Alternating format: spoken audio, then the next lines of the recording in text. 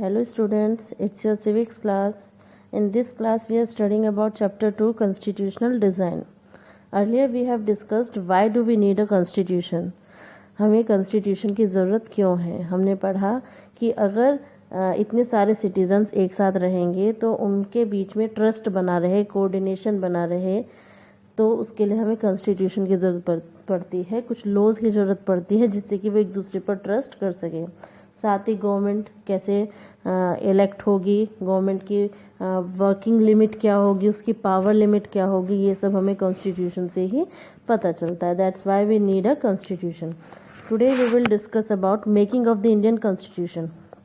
Indian constitution कैसे बना, क्या कारण थे, क्यों हमें इंडियन कॉन्स्टिट्यूशन बनाना पड़ा.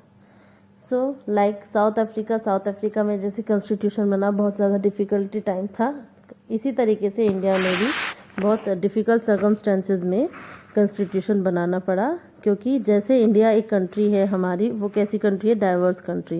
यहाँ पर अलग अलग तरीके के डिफरेंट पीपल यहाँ पर रहते हैं, उनके लैंग्वेजेस डिफरेंट है, ट्रेडिशन कल्चर सब डिफरेंट है, यहाँ पर एक साथ रहते हैं. सो इस टाइप की कंट्री के लिए कॉन्स्टिट्यूशन बनाना बहुत मुश्किल था. At the time people of India व एमर्जिंग फ्रॉम स्टेटस. पहले उनका स्टेटस क्या था, सब्जेक्ट. अब वो सिटीजन बने थे. इंडिया के लोग सिटीजन बने थे, कंट्री के सिटीजन थे.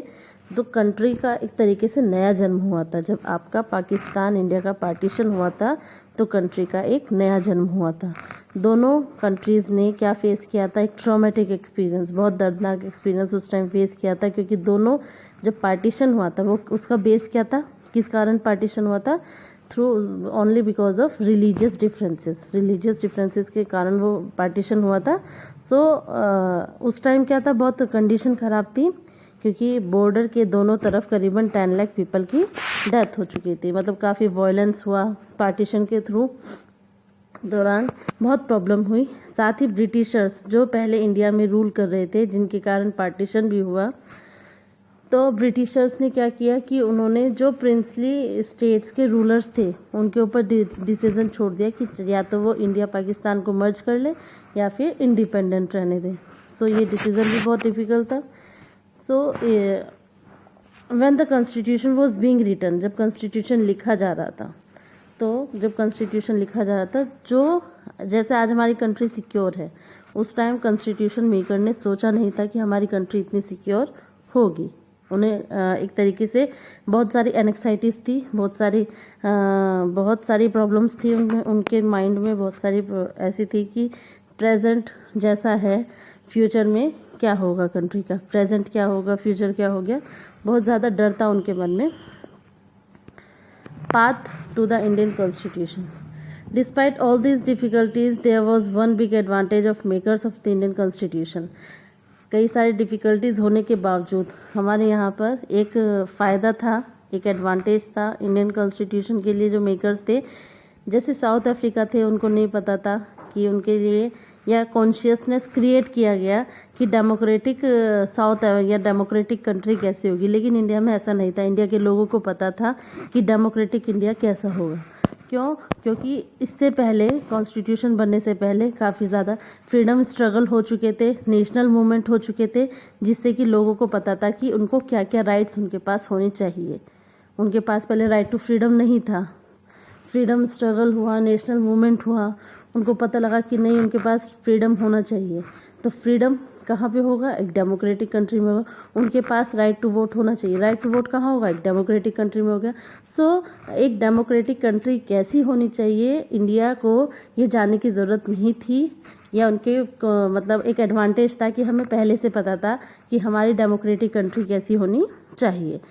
सो it was a struggle to rejuvenate our country and to transfer our society and politics. ये एक तरीके से बस एक नया जन्म देने के लिए हमारी कंट्री का, क्योंकि नया जन्म हुआ था, उसको रास्ते पर लाने के लिए ये सब कॉन्स्टिट्यूशन बनाया गया. There were sharp differences of opinion with the freedom struggle about the path India should take after independence. Such differences exist even today, yet some basic ideas have come to be accepted by almost everyone. बस जब constitution बन रहा था, काफ़ी सारे differences थे, different opinion थे कि कैसा इंडिया होना चाहिए. आज भी काफ़ी सारे ऐसे ओपिनियंस होते हैं जो डिफरेंट होते हैं. ऑलमोस्ट, लेकिन इनमें से जितने भी आपके ओपिनियन थे, जो कॉमन ओपिनियन थे, जैसे राइट टू वोट था, फ्रीडम था, काफ़ी सारे ऐसे ओपिनियन थे, सॉवरेन, सोशलिस्ट, तो ये सब हर एक के द्वारा एक्सेप्ट किए गए। As far as back in 1928 Motilal Nehru and 8 other Congress leader, first आपका 1928 में सबसे पहला कॉन्स्टिट्यूशन ड्राफ्ट किया गया था मोतीलाल नेहरू के द्वारा 1928 में, और उनके साथ 8 कांग्रेस लीडर्स थे जिन्होंने कॉन्स्टिट्यूशन बनाया। देन इन 1931 उसका फिर एक तरीके से रिजोल्यूशन आया एक कराची सेशन में कि इंडियन नेशनल कांग्रेस ने कैसे इंडिपेंडेंट इंडिया का कॉन्स्टिट्यूशन होना चाहिए, 1931 में कराची सेशन में भी बताया गया। इट मीन्स कि फर्स्ट 1928 में कोशिश की गई कॉन्स्टिट्यूशन बनाने की, देन 1931 में भी बताया गया कि इंडिया का स्ट्रक्चर या इंडिया इंडिपेंडेंट इंडिया कैसा होना चाहिए, उसका कॉन्स्टिट्यूशन कैसा होना चाहिए। लेकिन both this document were committed to the inclusion of universal adult franchise. इन दोनों में क्या कॉमन था? Universal adult franchise. Universal adult franchise it means कि every citizens who is 18 year of age और above, irrespective of their age, caste, creed, religion, education, has right to vote. It means कि हर एक citizen जिसकी as 18 या 18 से above है, चाहे वो किसी भी कास्ट का हो, कितना भी पढ़ा लिखा हो, किसी भी रिलीजन का हो, किसी भी कल्चर का हो, हर एक को क्या है? वोटिंग राइट होगा। किसको? Adults who is 18 above, who is 18 years और एज और above, they have right to vote. So उन दोनों में क्या कॉमन था? यूनिवर्सल एडल्ट फ्रेंचाइज कॉमन था, राइट टू फ्रीडम कॉमन था, equality and protecting the right of minorities in the constitution of independent India. और क्या कॉमन था? कि जितने भी माइनॉरिटीज हैं उनके राइट्स प्रोटेक्ट किए जाएंगे इंडिपेंडेंट इंडिया में, ये भी कॉमन था। क्योंकि माइनॉरिटीज के साथ तो और भी बुरा हाल था, वैसी कंडीशन थी, वर्स कंडीशन थी माइनॉरिटीज के साथ। Thus, some basic rules were accepted by all the leaders much before the Constituent Assembly met to deliberate on the Constitution. It means कि जो कुछ बेसिक रूल्स थे या बेसिक जो लॉज थे वो पहले ही एक्सेप्ट कर लिए गए थे। These are the basic laws for making constitution, कि लोगों के पास यूनिवर्सल एडल्ट फ्रेंचाइज होनी चाहिए, राइट टू फ्रीडम होना चाहिए, इक्वालिटी होनी चाहिए, प्रोटेक्ट होनी चाहिए, जो माइनॉरिटीज़ हैं उनके राइट्स को प्रोटेक्ट होना चाहिए। सो दीज वर एक्सेप्टेड अर्लियर, पहले ही एक्सेप्ट कर लिए गए थे कॉन्स्टिट्यूएंट असेंबली बनने से पहले। कॉन्स्टिट्यूएंट असेंबली क्या कि जो कॉन्स्टिट्यूशन बनाने के लिए लोगों का एक ग्रुप बनाया गया, उसको बोला constituent assembly. The familiarity with political institutions of colonial rule also help develop an agreement over the institutional design. अब क्योंकि हमारे यहाँ पर कॉलोनियल रूल था, कॉलोनियल रूल इट मीन्स कि जो हमारे ब्रिटिशर्स थे वो यहाँ पर आए थे, हमारी कंट्री में रूल करने आए थे। लेकिन उनका मेन मोटिव क्या था? रूल करने का मेन मोटिव क्या था? कि वो यहाँ से रॉ मटेरियल्स ले जा सके, यहाँ की जो रिचनेस है यहाँ की जो कंट्री की हमारी जो रिचनेस है, हमारे जो मिनरल्स हैं, हमारे जो रॉ मटेरियल है जिनका हम इस्तेमाल नहीं कर पाए, वो अपने देश के लिए इस्तेमाल किया जा सके। इट मीन्स वो यहाँ के साधन अपने यहाँ पर ले जा कर के इस्तेमाल करते, इसलिए उसको कॉलोनियल रूल बोला है। तो वो क्योंकि हमारे यहाँ पर क्या था? कॉलोनियल रूल था, उनका भी कुछ पॉलिटिकल इंस्टीट्यूशंस होते थे यहाँ पर। सो उनसे बहुत फैमिलियर थे, इंडियंस जो थे उनसे बहुत फैमिलियर थे, क्योंकि इंडियंस यहाँ पर काम करते भी थे अंडर ब्रिटिश गवर्नमेंट। इंडियंस यहाँ पर काम करते थे, तो उनको पता था कि पॉलिटिकल इंस्टीट्यूशंस कैसे काम करते हैं, उनमें क्या क्या काम होता है। सो इससे उनको बहुत मदद मिली, उनको अपने खुद के पॉलिटिकल इंस्टीट्यूशंस बनाने में इनसे बहुत मदद मिली। The British rule had given voting rights only to a few, क्योंकि ब्रिटिश रूल जो था उन्होंने कुछ पर्सन्स को ही वोटिंग राइट दे रखा था। On that basis the British has introduced a weak legislature, सिर्फ इसी कारण उनका वीक लेजिस्लेचर था। जो law making legislature it means law making bodies, जो लॉ मेकिंग बॉडीज थी वो बहुत वीक था। क्यों? क्योंकि उन्होंने क्या करा था? कुछ कोई राइट दे रखे थे वोटिंग राइट। अगर कई पर्सन्स को वोटिंग राइट देते, मे बी वो और स्ट्रांग होते और यहाँ पे और ज़्यादा टाइम तक रूल करते। Elections were held in 1937 to provincial legislature and ministries all over British India. These were not fully democratic governments, but the experience gained by Indian in working of the legislative institutions proved to be very useful for the country in setting up its own institutions. अब यहाँ पर 1937 में election हुए थे British India में, और काफ़ी सारे लेकिन सिर्फ क्या था, कुछ ही लोगों को वोटिंग राइट था, इसलिए डेमोक्रेटिक गवर्नमेंट तो हम नहीं कहेंगे क्योंकि कुछ ही लोगों को वोटिंग राइट था।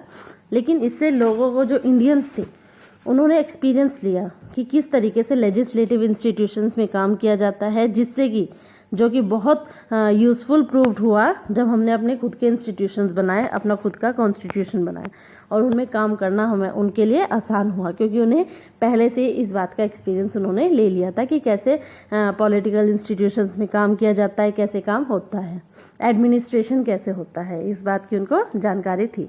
That is why the Indian constitution adopted many institutional details and procedures from colonial laws like the Government of India Act 1935।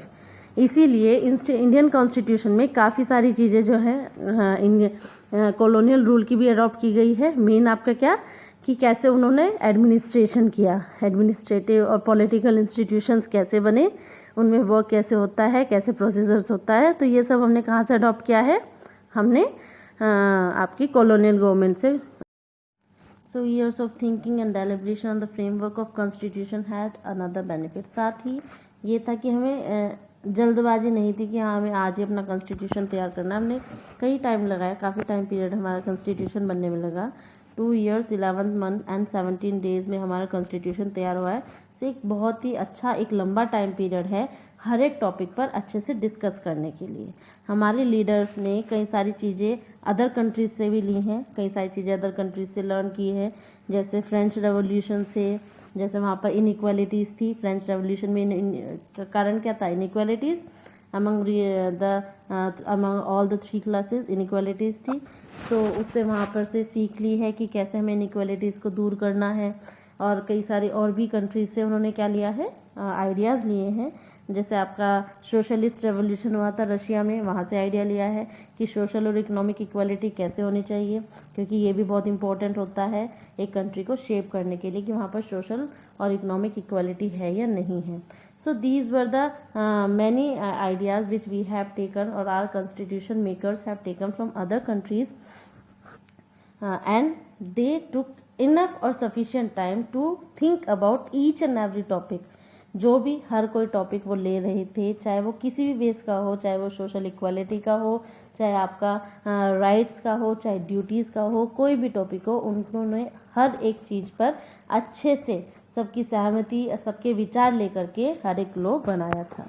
Constituent assembly. अब कंस्टिट्यूएंट असेंबली इट मीन्स कौन थे जो मेकर थे आपके इंडियन कॉन्स्टिट्यूशन। हम जैसे जानते हैं डॉक्टर भीमराव अंबेडकर, उनको माना जाता है कि वो फादर ऑफ इंडियन कॉन्स्टिट्यूशन है, क्योंकि उस टाइम वो क्या थे, उसके चेयरमैन थे। ठीक है, जब इंडियन जो कॉन्स्टिट्यूएंट असेंबली थे उसके चेयरमैन थे, तो उनको क्या कहा जाता है, फादर ऑफ इंडियन कॉन्स्टिट्यूशन कहा जाता है। लेकिन और भी लोगों ने उनका सपोर्ट किया, और भी लोग थे जो कॉन्स्टिट्यूएंट असेंबली में थे, उन्होंने बहुत इंपॉर्टेंट रोल प्ले किया है। ड्राफ्टिंग अ डॉक्यूमेंट, जो कि कॉन्स्टिट्यूशन था वो सिर्फ एक पर्सन के तो उसमें नहीं था, उनके लिए क्या किया गया, कुछ इलेक्टेड रिप्रेजेंटेटिव्स रखे गए।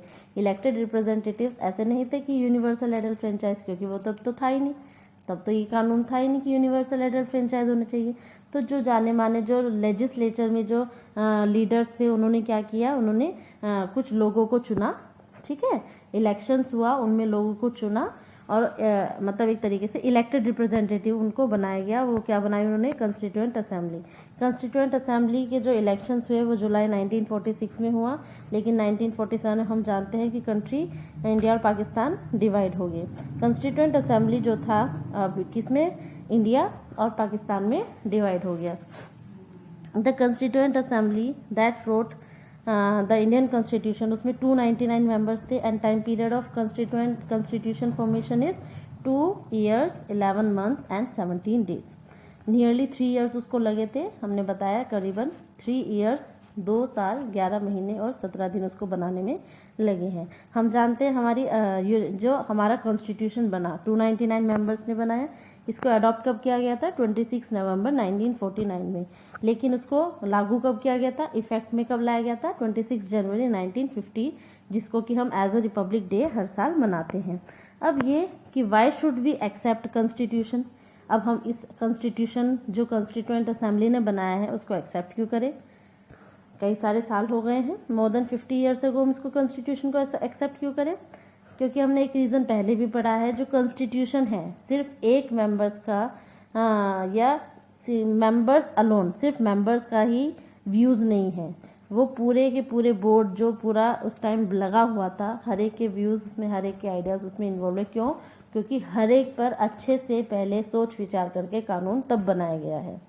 हर एक, कई कंट्रीज़ ऐसी हैं वर्ल्ड की जिनको अपना कॉन्स्टिट्यूशन दोबारा लिखना पड़ता है, कई कंट्रीज़ ऐसी भी हैं जो कॉन्स्टिट्यूशन को सिर्फ एक पेपर की तरह मानती है, सिर्फ एक पेपर, उनको कोई फॉलो नहीं करता।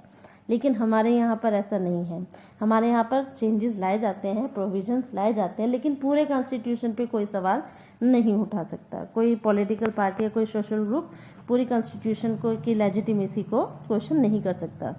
It is the unusual achievement for the any constitution. ऐसा कॉन्स्टिट्यूशन नहीं है किसी का। हमारा कॉन्स्टिट्यूशन वर्ल्ड का सबसे लेंदी कॉन्स्टिट्यूशन माना जाता है, सबसे बड़ा कॉन्स्टिट्यूशन इंडियन कॉन्स्टिट्यूशन ही माना जाता है। सेकेंड रीजन क्या है एक्सेप्ट करने का कॉन्स्टिट्यूशन का? Is that the constituent assembly represented the people of India. Constituent assembly ने क्या रिप्रेजेंट किया है, किसको रिप्रेजेंट किया है? पीपल ऑफ इंडिया को रिप्रेजेंट किया है। जबकि वहाँ पर कोई यूनिवर्सल एडल्ट फ्रेंचाइज नहीं था, तो इसलिए उन लोगों को, जो कॉन्स्टिट्यूएंट असेंबली थी, उनको लोगों ने डायरेक्टली तो चूज नहीं किया, लेकिन उन्होंने क्या किया? पीपल ऑफ इंडिया को रिप्रेजेंट किया। ये कुछ इलेक्टेड मेंबर्स थे, mainly members of existing provincial legislature, जो पहले ही प्रोविंशियल लेजिस्लेचर जैसे कि जो लॉ मेकिंग बॉडीज जो पहले से थी, उनमें जो लीडर्स थे उन्होंने इलेक्ट किए थे मेंबर्स। और ये हर एक एरिया से, कंट्री के हर एक रीजन से मेंबर्स को लिया गया था, क्योंकि हम जानते थे हर एक रीजन की भाषा बोली, हर एक रीजन का रहन सहन, हर एक रीजन की जो डिमांड है वो डिफरेंट है। तो हर एक रीजन से क्या किया गया? हर एक मेंबर्स को इलेक्ट किया गया। Dominated by the Indian National Congress, the party that led. Dominate किसने, कौन सी पार्टी ने कर रखा था उस टाइम? कांग्रेस ने, जिसने कि फ्रीडम स्ट्रगल किया था। But the Congress itself included a variety of political groups and opinions. The assembly had many members who did not agree with the Congress. In social terms too, the assembly represented members from different languages. इसमें जो committee में जो members थे, जो assembly में members थे, वो अलग अलग लैंग्वेज ग्रुप्स के थे, अलग अलग कास्ट के, अलग अलग क्लासेस के, रिलीजन के और ऑक्यूपेशन के।